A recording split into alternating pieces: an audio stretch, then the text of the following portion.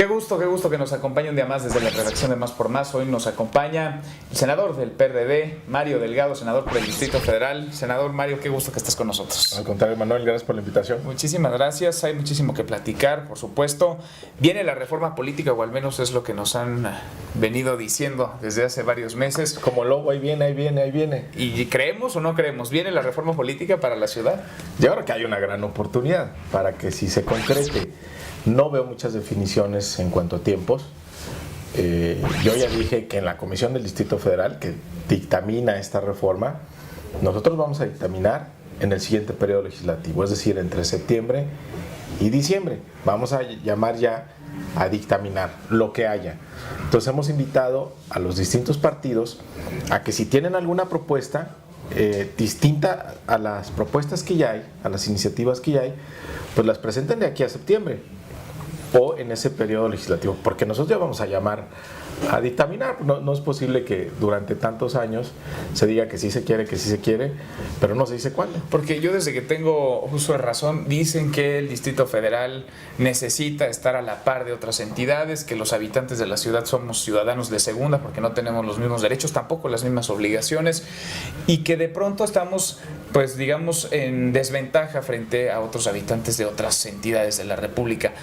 El asunto pasa por el jefe de gobierno, pasa también por la Asamblea, pero también pasa por el Senado de la República, por la Cámara de Diputados. Hay voluntad, porque quizá pueda haberla y pueda haber señalamientos y cosas muy puntuales, pero ahora sí, ¿será que ahora sí los otros partidos les interesa más allá de lo que pueda pensarse desde la izquierda? Mira, es una reforma constitucional, entonces tiene que pasar necesariamente por las cámaras. Se requieren las dos terceras partes. Así es, 2/3 partes en el Senado y en la Cámara de Diputados, y además que se vaya a los congresos locales y que la mayoría de los estados lo aprueben para que efectivamente sea una reforma constitucional. ¿Por qué, a ver, Manuel, por qué tantas veces se ha pospuesto? Porque la reforma política es un asunto de los políticos, sigue siendo un tema de políticos y entre políticos. No hemos logrado. ¿No le ha convenido a alguien o porque sí le conviene a alguien? No, porque no hemos logrado comunicarle a la ciudadanía por qué es importante y qué beneficios tendría para ellos. ¿Cuáles serían los beneficios? Entonces, pues es muy fácil, como es un asunto nada más de entre partidos, entre políticos, pues se van metiendo el pie, no se logra y no tiene ningún costo. Por ejemplo, hay A ver, ¿sí habría beneficios reales para el ciudadano de aquí? Esa es la tarea. La tarea que yo tengo en la Comisión del Distrito Federal justamente es tener un enfoque distinto en el tema de la reforma política, donde pongamos al ciudadano como el eje de esa reforma. Si al ciudadano no le cambia su relación con el gobierno, no le cambia su relación con la ciudad, entonces no nos va a servir de nada. Ahora, históricamente, el enfoque tradicional de la reforma política siempre ha sido, nos hemos aproximado ya desde el punto de vista de los derechos políticos. Y está bien, qué bueno, porque necesitamos que los habitantes de la Ciudad de México tengamos los mismos derechos políticos que el resto de las entidades federativas. Pero eso ya no basta, eso es insuficiente, porque eso no le dice nada a nadie. A ver, pero yo no conozco a un solo capitalino que se sienta ciudadano de segunda. A ver, pero vale la pena quizá detenernos en eso antes de adentrarnos más. ¿Cómo estamos hoy, digamos, ciudadanos? ¿Qué derechos tenemos? ¿Cuáles no tenemos? ¿Y cómo tendríamos que estar después de una reforma política para sentirla más cercana, para poder aterrizarla, digamos, en el día a día cotidiano de los habitantes de la ciudad? Mira, en la parte política tienes básicamente que no hay el equivalente a cabildos en los municipios, que es, digamos, una representación ciudadana muy cercana al gobierno más local, a la célula de gobierno más cercana a la gente. ¿Qué otra cosa? Pues que el jefe de gobierno tiene que pedir la autorización del presidente para nombrar al jefe de la policía y al procurador general de justicia. Y también algo importante, que la deuda de la Ciudad de México, el financiamiento de la ciudad la aprueba la Cámara de Diputados Federal. Y que pues no terminamos de ser ni un municipio ni un estado, somos una mezcla y al mismo tiempo somos la capital de la República. Que somos muy independientes. Todo eso lo podemos, todo eso se tiene que resolver de alguna manera, pero lo que yo digo es que tenemos que ser más audaces y tenemos que aprovechar para que pensemos en serio cosas que le importen a la gente. Por ejemplo, replantear la organización político-administrativa de la ciudad. Desde por qué hay 16 delegaciones políticas. ¿Por qué 16? ¿Por qué no hay 18? ¿Por qué no hay 20? Alguien lo decidió en 1970, cuando era otra ciudad, hace 40 años. Cuando eran designados los delegados. Cuando eran designados, además, imagínate, Iztapalapa tenía menos de la mitad de los habitantes que tiene, pero hoy tenemos una delegación que gobierna casi 2 millones y otra delegación con 130,000. De verdad, eso es irracional. Esa es la mejor forma de organizar al gobierno para proveerle al ciudadano de manera eficaz servicios públicos. A ver, quizá eso lo entiende el PRD y lo entiende la izquierda. Creo que esta es una oportunidad para replantearlo. Pero a ver, ustedes han gobernado, entonces ustedes comprenden, digamos, las entrañas de ese monstruo, pero lo entienden también en los otros partidos, lo entienden los panistas, lo entienden los priistas. Bueno, mira, sin duda podemos hablar con ellos y podemos hablar de estas cosas. Por supuesto que, aunque no hayan gobernado en los últimos años, pues tienen la sensibilidad. Hay cosas que pues, son ilógicas, ¿no? Y hay cosas que son claramente muy buenas. Por ejemplo, que haya una delegación en el perímetro del centro histórico. Que haya un gobierno. Pues, el grado de especialización que requiere ese territorio, esa zona de la ciudad, pues es muy especial, tiene características muy particulares. Aquí en la Miguel Hidalgo tienes dos mundos. Por un lado tienes toda la parte de Polanco y demás, y después tienes los otros barrios como Tacubaya. Entonces, mientras más especialices al gobierno, mientras más lo acerques a la gente, vas a ser más eficiente. Entonces, es una de las cosas que creo yo deberían plantearse en esa reforma política, y sí mantener el enfoque tradicional de derechos, que tengamos los mismos derechos políticos, que resolvamos de alguna manera esta forma jurídica para la ciudad donde no tenga ataduras, donde no se haya una camisa de fuerza, estas indefiniciones que hay, y que al mismo tiempo sigamos siendo la capital de la República. Estamos sobrediagnosticados en este tema ya, es decir, se ha hablado mucho, se ha estudiado mucho, se ha escrito, se ha dicho demasiado. Quizá llegó el momento ya de aterrizarlo, de convertirlo en una realidad, de transformar lo que haya que transformar en materia legislativa. Por eso dices, la reforma política va, ahora sí va la reforma política. Mira, estamos sobrediagnosticados, pero nos hemos encerrado en un espacio común. Y ahora tenemos que pensar distinto. O sea, es cómo gobernamos, cómo organizamos a una metrópolis de tamaño. Es la segunda aglomeración más importante en el mundo, más grande en el mundo. ¿Cómo podemos organizarla mejor? ¿Cómo podemos gobernarla mejor? ¿Cómo somos más eficientes? Y ahí, si volteas a ver al esquema tradicional incluso que hay, o a las formas que hay en la Constitución de organizarnos, municipios, estados, federación, a lo mejor es insuficiente. A lo mejor eso ya nos rebasó, esta realidad urbana ya nos rebasó. Entonces pensemos hacia adelante. ¿Por qué no pensar, por ejemplo, en aprovechar y meter instituciones metropolitanas? ¿De veras podemos tener una buena calidad del aire en la ciudad sin que participen el resto de las entidades de la zona metropolitana? ¿De veras podemos administrar el acuífero del Valle de México de manera separada, diciendo de aquí para allá te toca a ti, de aquí para allá? ¿De veras? Pues no, creo que no se puede. Y lo mismo con el tema de la seguridad. Lo mismo con el tema de seguridad. ¿Por qué es mejor la seguridad en la Ciudad de México, además por la política social? Porque es una sola policía, porque comparte la información, porque opera de manera coordinada. Hay otras 20 por lo menos corporaciones policiales alrededor de la Ciudad de México. ¿Qué no nos convendría tener un cuerpo policial? Y así, si vas revisando, a ver, tú tienes que estar atento a si cruzas un municipio o no, si ya estás en el Estado de México, para ver cuáles son las infracciones al reglamento del tránsito ahí y cuáles no aquí. Pues obviamente. Bueno, desde hoy no circula, que termina siendo una cosa muy complicada para quienes viven en un lugar y trabajan en otro. O sea, a la gente eso no le importa, la gente vive en la Ciudad de México, que es una mega urbe. Entonces, por eso yo digo que tenemos que ser más audaces en la reforma y plantear estos temas de fondo, porque si no le dice nada a la gente, esta reforma política pues va a ser un fracaso. Pero todo esto se tiene que ir trabajando de la mano, porque tú lo has traído como una bandera, digamos, como un tema prioritario, pero también lo ha hecho el jefe de gobierno del Distrito Federal, Miguel Ángel Mancera. Tiene que ser un tema coordinado entre el legislativo y la autoridad del gobierno del Distrito Federal, e incluso, y me atrevería a ir más allá, entre el gobierno federal también y la participación de todos los partidos políticos. Totalmente, esa sí es la única manera. Hay un buen trabajo, es la única, digamos, con el gobierno del Distrito Federal en el tema. Sí, sí.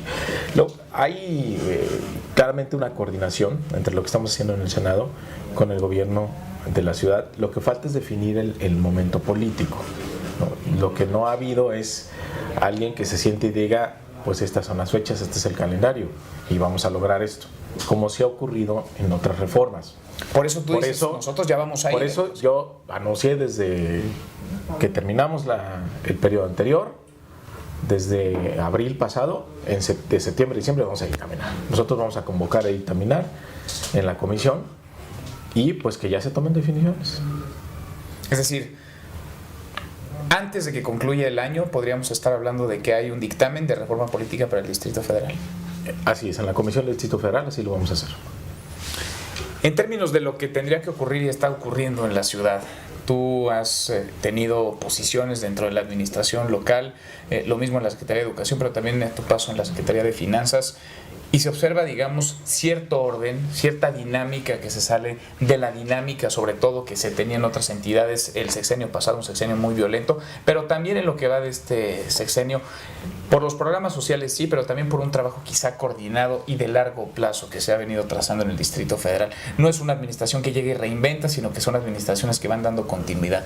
¿En dónde estaría el secreto para que el Distrito Federal y para que el gobierno y su gobierno, pues, mantengan esa línea y no se perciba el que hay una caída, un bache, el que regresa a la percepción de inseguridad, en donde las cosas quizá no se están haciendo de la manera ordenada en las que se venían realizando? ¿Cómo hacer que ese trabajo coordinado de la administración local continúe, no se detenga y que tampoco se intente, pues, renovar lo que no hay que renovar, sino que más bien sea un trabajo de largo plazo?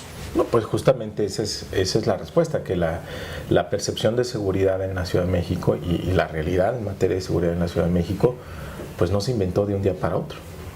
Es un trabajo que viene de muchos años en los gobiernos de izquierda en la ciudad. Ya no se nos olvidó, Manuel, pero hay que recordar cómo recibió Cuauhtémoc Cárdenas esta ciudad en materia de seguridad.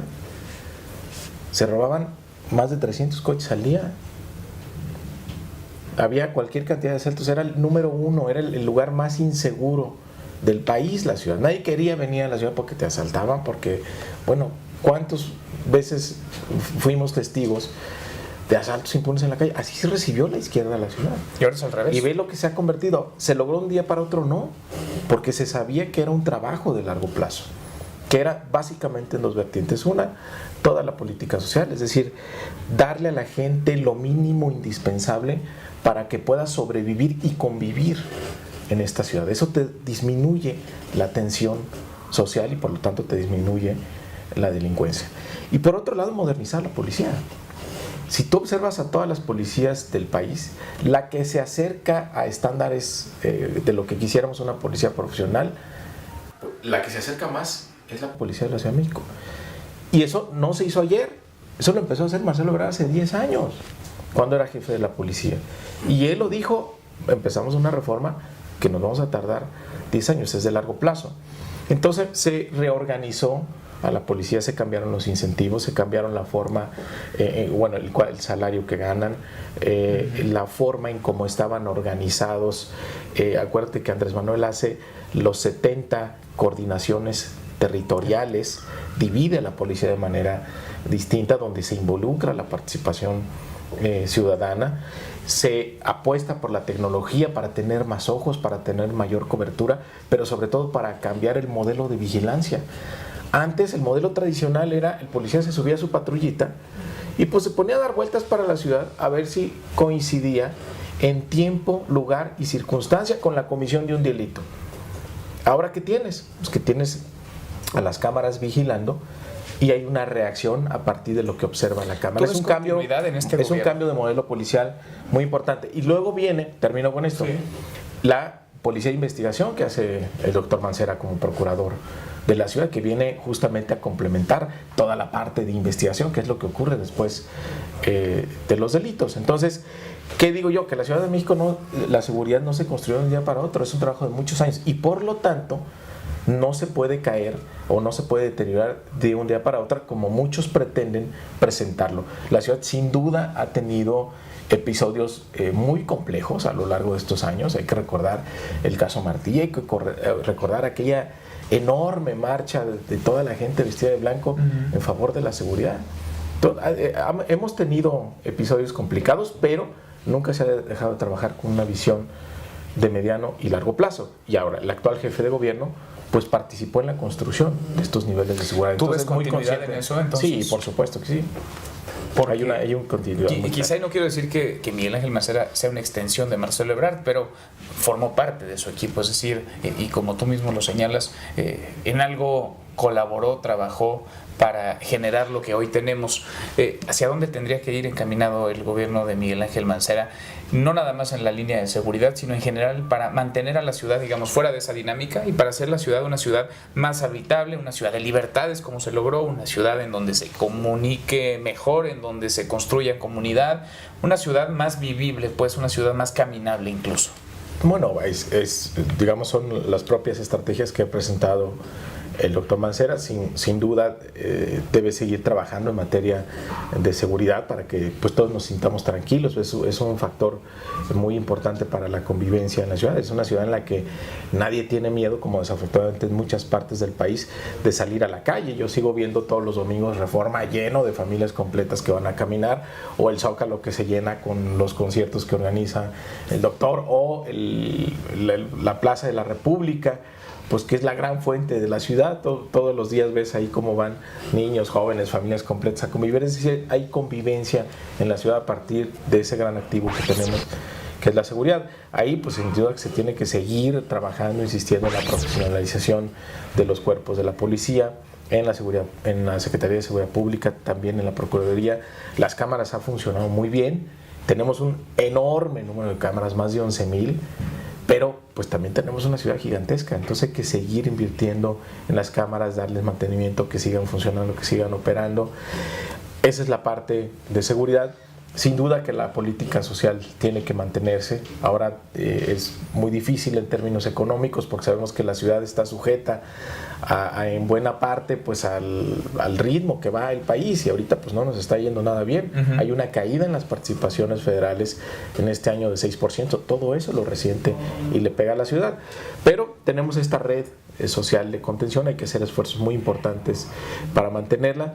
Hay que aprovechar las oportunidades de inversión que ofrece esta gran ciudad. La ciudad se queda con el 60% de la inversión extranjera directa que llega al país. Aquí es donde se están generando las oportunidades de inversión, aquí es donde se están generando los empleos. Esa es una actividad que el gobierno siempre debe promover, el estar atrayendo permanentemente inversiones y organizar su plan de infraestructura. Lo que le da la competitividad a la Ciudad de México es que tengas servicios públicos eficientes de calidad, que tengas inversión pública que también detone la inversión privada, y esto a su vez genera empleos. Y yo creo que una apuesta importante que se está haciendo en el gobierno de la ciudad es aportarle a la educación y a la ciencia y tecnología.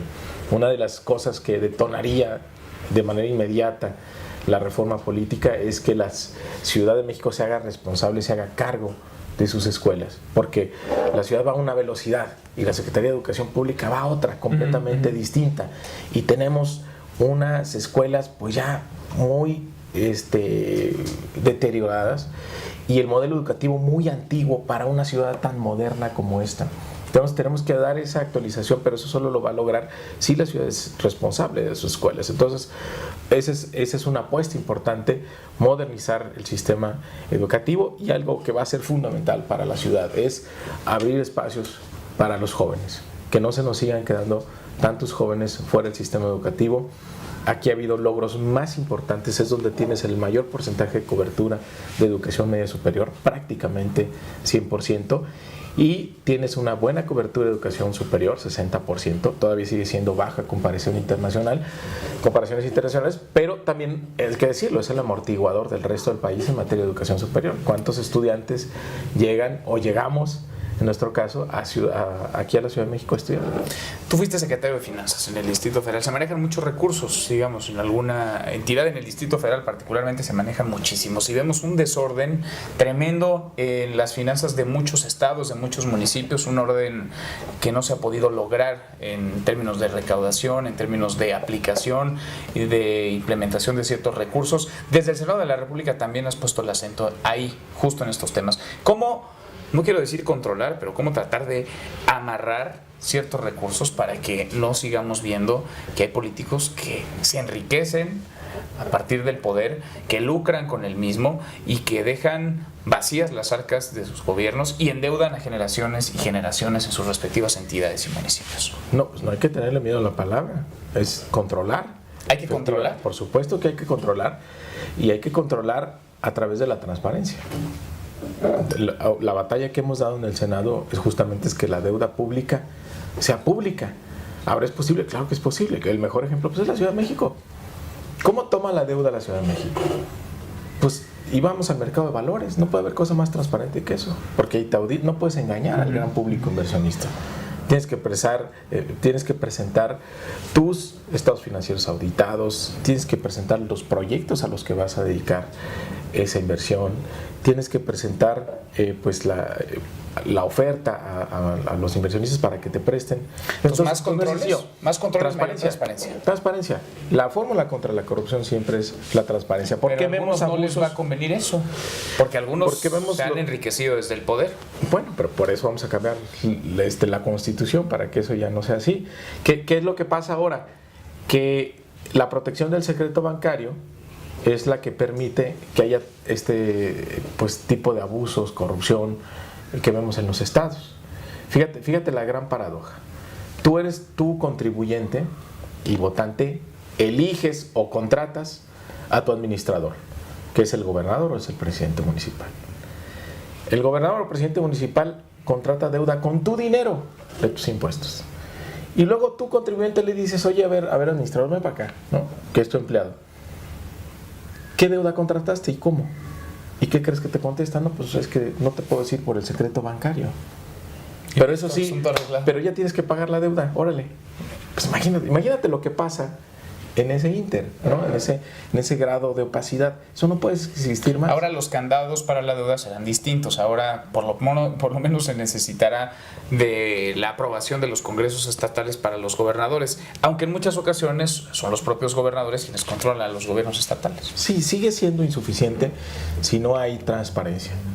Hay una propuesta de reforma constitucional que se aprobó ahí en el Senado, tiene cosas buenas, tiene cosas no tan buenas, porque esa reforma sigue tratando a los gobernadores como menores de edad, y que Hacienda es la que va a decidir y contratar toda la deuda. Yo creo que no es el mecanismo mejor que puede tener nuestro país, pero finalmente avanza en términos de transparencia. Entonces, tenemos un gran desprestigio del financiamiento de la deuda por culpa pues, de dos o tres funcionarios públicos ampones que utilizaron la deuda para desviar esos recursos, y ya pues ya no hay una idea favorable en torno a la deuda. Pero por ejemplo, la línea 12 del metro no existiría si la Ciudad de México no tuviera la posibilidad de ese financiamiento.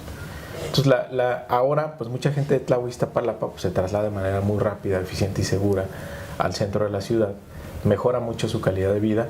La otra opción era que no lo hubiéramos hecho.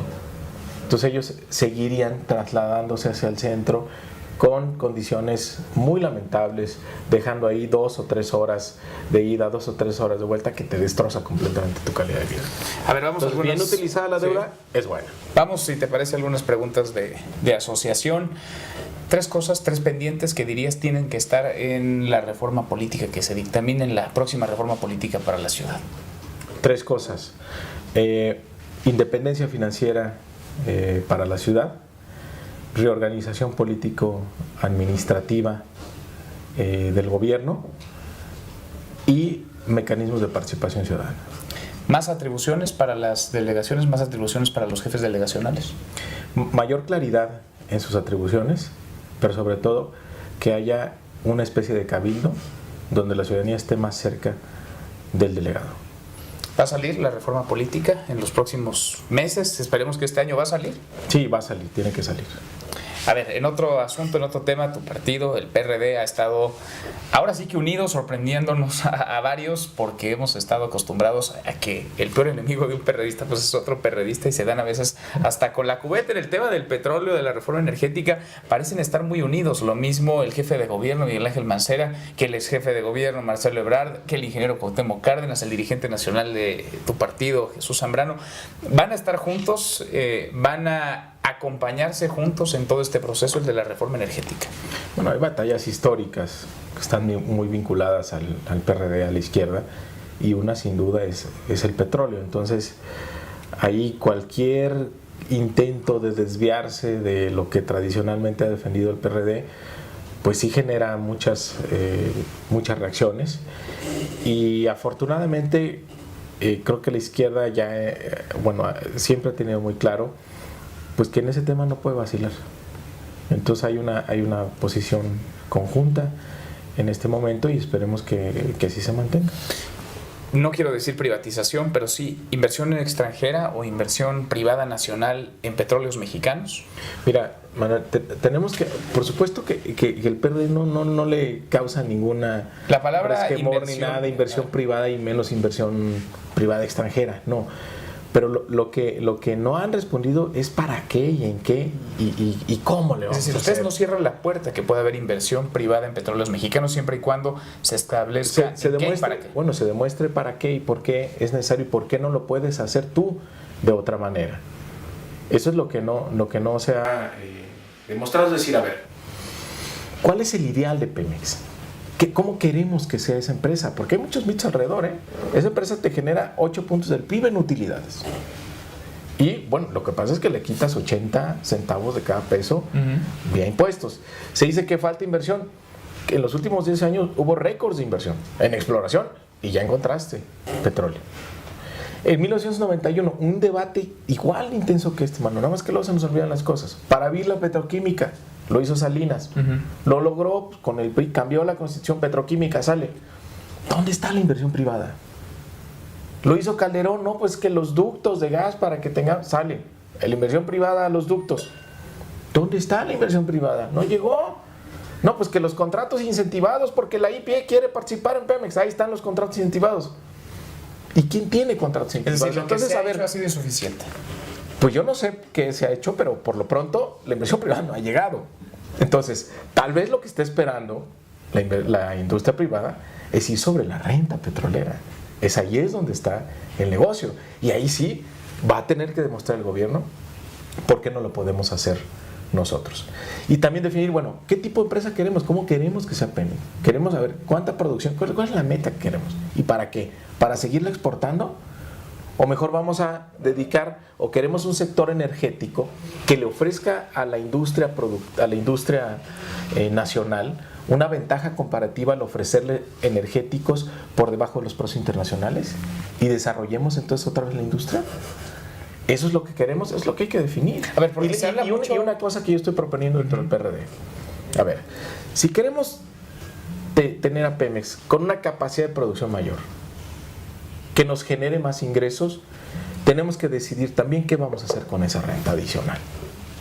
Y lo que yo estoy diciendo es que todos los excedentes que tengamos, tenemos que invertirlos en la educación de los jóvenes. Si no podemos seguir conviviendo con esta idea de que queremos tener una empresa de clase mundial y Pemex, lo que sea, ¿sí? Y tenemos 5,000 jóvenes que día a día abandonan el sistema educativo y no van a regresar nunca. 1 millón al año.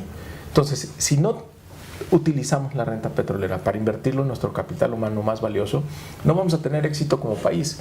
Y podemos tener la empresa más exitosa del mundo en materia petrolera, pero si esos excedentes no se utilizan para los jóvenes, pues vamos a fallar. Porque tenemos 1 millón de jóvenes al año que lo abandonan. Ahora, déjame poner este ejemplo rápido, con esto termino. El viernes pasado, la respuesta de Dilma Rousseff ante las manifestaciones en Brasil, que por cierto siempre ponemos de ejemplo a Petrobras como ejemplo. ¿Cuál es la respuesta de Dilma a las manifestaciones? Bueno, además de un referéndum político y demás, les ofrece 3 cosas. Un sistema de transporte público nacional, esto es reflejo de la urbanización de Brasil, de las ciudades, mejoras al sistema de salud y dedicar el 100% del petróleo a educación. Ese es el debate que nos falta.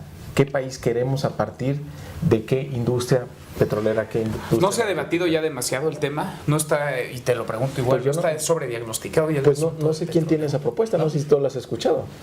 No, la Pero única yo hasta el propuesta, momento, ¿no? hasta hoy la única propuesta que yo he visto sobre la mesa es la de la izquierda, la del Ahí está, allá hay una porque propuesta. desde el gobierno federal todavía no envían su Que propia. ahí hay una definición también de cómo quisiéramos a la industria petrolera. Se y repite demás. mucho, se repite hasta el cansancio, no a la privatización de Pemex. Pemex es de los mexicanos. En verdad, Pemex es de los mexicanos. Pues o es de Pemex- unos cuantos, es del sindicato, es de quienes lo utilizan como caja chica. No, mira, Pemex aporta el 40% del gasto público en México. Entonces, en ese sentido, sí es de los mexicanos. A ver en qué deriva este debate. Por supuesto, el asunto del petróleo tenderá a crecer porque el presidente de la República pues hizo declaraciones, las hizo además fuera del país, Sí, sin que dijo- se presente todavía la propuesta del gobierno federal en Digo torno que al ya tema. estaba todo listo para cambiar la Constitución. Y no está listo. Pues nosotros no nos ha dicho nada. O sea, en el Estamos PRD no, esperando están- que nos propongan.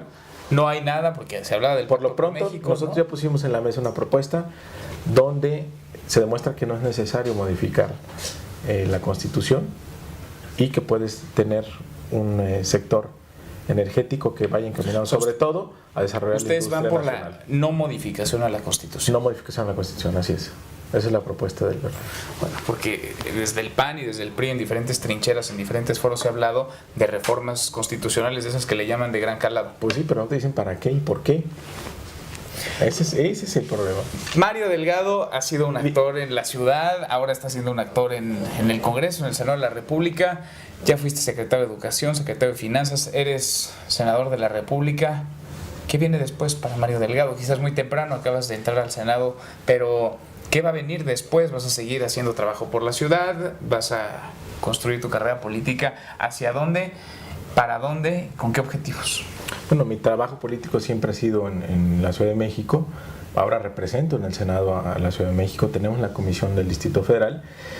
Pero bueno, estamos aprovechando. Yo siempre he dicho que es un privilegio ser senador de la República y estamos aprovechando pues el tiempo que estamos ahí y lo vamos a seguir haciendo. Hay definiciones importantes para nuestro país que se están tomando desde el Senado. Esta cosa del Pacto por México no ha dejado ver una cosa, que tenemos un Congreso distinto, un Congreso capaz de dar resultados, donde debatimos, es un Senado abierto a que todo el mundo vaya y diga lo que quiera, y es un Congreso que está dando resultados. Las reformas al pacto han sido 2 o 3, pero nosotros hemos hecho mucho más. La ley Pero de tú contabilidad traes- gubernamental, la ley de amparo, mejoramos muchísimo la iniciativa de educación. La de Peña estaba bastante chafita. En fin, hemos hecho muchísimas, hemos aprobado muchas ley contra el lavado de dinero y no pasa nada. Yo creo que tienes un Congreso ya muy maduro, después de 12 años de que estuvo prácticamente colapsado. Y lo que a veces se confunden, yo creo, las dirigencias partidistas a las cuales Peña invita todos los días a desayunar a Los Pinos, es que lo que hay que fortalecer es el Congreso. El pacto es una coyuntura política y vivirá un rato y luego ya no.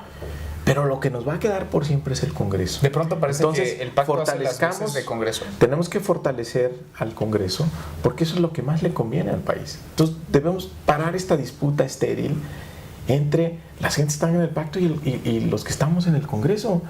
Los que nos vamos a quedar, lo que se le va a quedar a México y lo que más le conviene a este país es que tenga un Congreso fuerte, que funcione y que dé resultados. A ver, a quien elegimos los mexicanos, pues es a nuestros diputados Además, y senadores, pues sí, no a los integrantes del Pacto por México. así ninguno fue electo. Bueno, ¿traes en la mira el Distrito Federal? Pues siempre lo vamos a tener ahí en nuestra tarea. ¿Quieres ser jefe de gobierno? Pues falta mucho todavía para eso, pero pues creo que estamos preparados para ello. Mario, como siempre, senador, muchísimas gracias. Gracias a ti. Gracias, muchas gracias. Es Mario Delgado, senador por el PRD. Nos encontramos la próxima aquí desde la redacción de Más por Más. Gracias por vernos.